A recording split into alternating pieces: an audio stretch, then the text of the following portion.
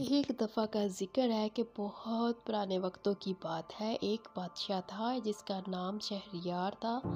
वो बहुत रहमदिल था, अपनी राया का बहुत ख्याल रखता था। इसकी कोई औलाद ना थी। टाइम गुज़रता रहा, बहुत अरसे बाद इसकी एक बेटी पैदा हुई जो बहुत खूबसूरत शहज़ादी थी। इसका नाम सहनूर था। वो एक बहुत खूबसूरत शहज़ादी थी। इसका रंग बहुत ज़्यादा सफ़ेद था।